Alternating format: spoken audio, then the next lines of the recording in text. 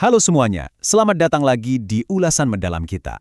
Hari ini kita bakal ninggalin keraguan lama di kaca spion dan langsung nyemplung ke realitas tegangan tinggi berwarna biru neon dari dunia mobil listrik. Kalau Anda selama ini masih ragu buat beralih cuma karena takut kehabisan daya di tengah jalan, well, bersiaplah. Hari ini kita bakal buktikan kalau range anxiety alias kecemasan jarak tempuh itu udah jadi barang kuno. Apalagi kalau Anda lagi ngerencanain road trip melintasi tol Trans Jawa. Pertanyaan ini nih yang paling sering muncul kan, apakah ketakutan kehabisan baterai itu masih masuk akal di tahun 2026 ini? Nah, kita nggak bakal cuma ngomongin opini di sini. Kita bakal bedah bareng-bareng secara teknis, gimana sih elektron itu sebenarnya ngalir masuk ke kendaraan Anda selama perjalanan jarak jauh melintasi Trans Jawa. Kita bakal lihat kenapa teknologinya itu udah super matang buat dukung mobilitas kalian. Oke. Ini rute perjalanan kita hari ini. Kita mulai dari range anxiety, lanjut ke topologi AC buat pengisian di rumah, terus beralih ke DC fast charging, naik kelas lagi ke ultra fast charging, dan kita tutup dengan bahas ekosistem SPKLU di lapangan. Bagian pertama, range anxiety, hambatan mental dalam adopsi EV. Mari kita mulai. Hambatan mental paling gede buat orang yang baru mau beli EV itu pasti takut baterainya habis kan? Buat ngapus ketakutan itu, kita harus paham dulu apa itu topologi pengisian daya. Coba deh bayangin perjalanan ini pakai lensa makro. Ada energi berwarna biru elektrik ngalir lewat kabel tembaga tebal, bergerak dari jaringan listrik langsung ke sasis mobil Anda. Nah, paham soal topologi ini, kayak apa bedanya arus bolak-balik atau AC dengan arus arah alias DC, itu tuh kunci utama buat ngilangin segala rasa cemas kalian pas lagi nyetir. Tabel ini keren banget buat ngegambarin 3 tingkatan daya yang bakal kita temuin di perjalanan. Kalau pakai analogi air nih, AC charging kapasitas 22 kW di rumah tuh ibarat selang taman biasa. Alirannya konsisten tapi pelan. Terus kita naik level ke DC fast charging di rentang 24-50 kW. Nah, ini udah mulai berasa kayak selang pemadam kebakaran. Dan di puncak evolusinya ada ultra fast charging yang mompa 115-200 kW. Ini sudah setara pipa saluran air industri teman-teman. Skalanya benar-benar masif. Bagian 2. Topologi AC. Pengisian di rumah alias pengisian daya semalaman. Tiap perjalanan jauh itu pastinya dimulai dari rumah ya kan? Lebih tepatnya malam hari di garasi Anda. Nah, yang menarik di sini adalah bedanya kerja keras internal mobil Anda dibandingin sama tenaga eksternal dari stasiun. Waktu ngecas pakai AC di rumah, konverter internal di dalam mobil Anda itu yang harus kerja keras ngubah arus bolak-balik dari PLN jadi arus searah biar bisa disimpan di baterai. Karena proses ini dilakuin di dalam mobil, makanya butuh waktu lebih lama.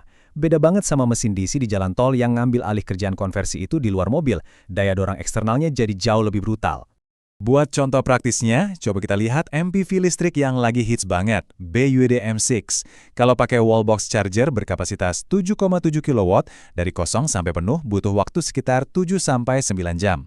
Ya ini emang aliran yang pelan, cuma netes perlahan gitu ke baterai, tapi disinilah letak keajaiban finansialnya teman-teman.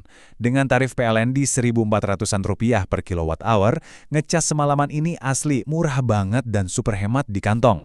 Bagian 3. Standar baru, DC Fast Charging. Lonjakan daya di tengah perjalanan. Pagi datang, matahari terbit, Anda sekeluarga masuk mobil, dan kita pun mulai masuk jalan tol Trans Jawa.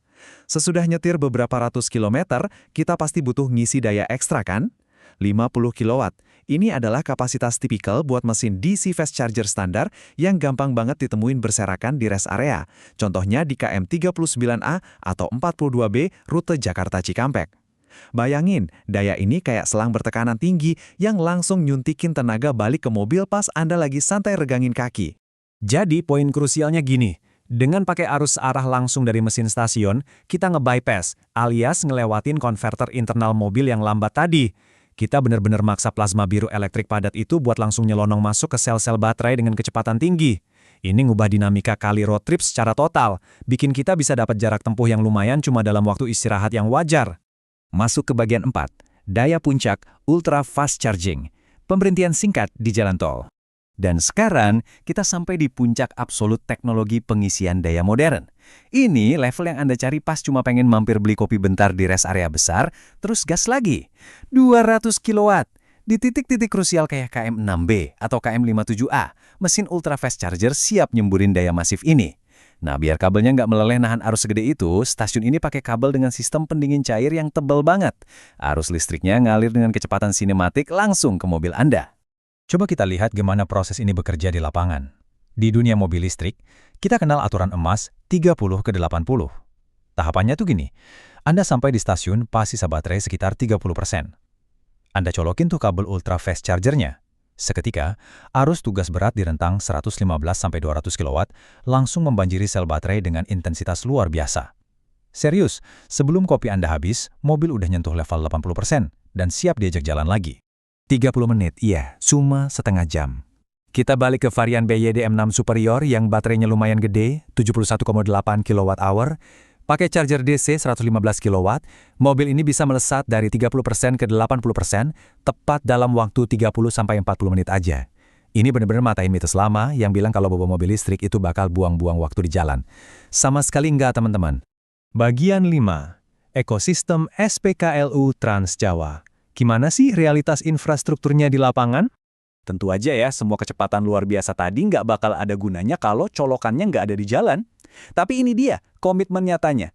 4.769 itu jumlah stasiun pengisian kendaraan listrik umum alias SPKLU yang udah disiapin PLN di berbagai titik strategis nasional buat ngadapin musim mudik Lebaran 2026. Di sepanjang Trans Jawa sendiri, jarak antar SPKLU utama udah makin rapet. Sekarang cuma 150-200 km aja. Anda literally nggak bakal kehabisan tempat buat ngecas. Biar perjalanan makin mulus, ada trik cerdasnya nih. Kenapa kita selalu disarankan stop ngecas di 80%? Alasannya teknis tapi simpel. Kurva pengisian daya itu bakal melambat drastis setelah lewatin angka 80. Ini sistem keamanan otomatis buat ngelindungin logam di dalam sel baterai, biar nggak overheat. Jadi, cabut di 80% itu cara paling pintar buat ngirit waktu perjalanan Anda. Dan pastinya, ngasih kesempatan buat mobil lain yang lagi ngantri di belakang. Terus gimana dengan biayanya pas di jalan tol? Oke, memang ada sedikit biaya layanan tambahan. Rp25.000 buat fast charging dan Rp57.000 buat sesi ultra fast charging. Tapi jujur aja, kalau Anda bandingin kecepatan sinematik dan kepraktisannya, plus biaya dasar energinya yang tetap jauh lebih murah daripada beli bensin full tank, biaya tambahan ini amat sangat sepadan sama kenyamanan yang kita dapat. Kutipan dari Dirut PLN ini makin negesin kalau ekosistem EV ini bukan cuma tren musiman. Jaringan ini di-backing penuh oleh negara dari hulu sampai hilir. Infrastruktur sebesar ini sengaja dibangun buat mastiin elektron-elektron tadi terus ngalir lancar dan ujung-ujungnya ngasih Anda ketenangan pikiran yang mutlak waktu kali road trip lintas provinsi. Kita udah ngebedah bareng-bareng realitas kelistrikan ini hari ini. Dari aliran irit di garasi rumah Anda, sampai gelombang daya masif ratusan kilowatt yang terinjeksi ke baterai dalam hitungan menit di jalan tol. Infrastrukturnya udah siap, teknologinya terbukti ngebut, dan efisiensinya nggak bisa dibantah. Jadi, satu pertanyaan terakhir dari saya. Dengan semua kecanggihan dan kemudahan yang udah di depan mata ini, alasan apa lagi sih yang bikin Anda masih ragu buat mulai nyolok kabelnya hari ini? Coba pikirin deh. Oke, sampai jumpa di ulasan mendalam kita selanjutnya.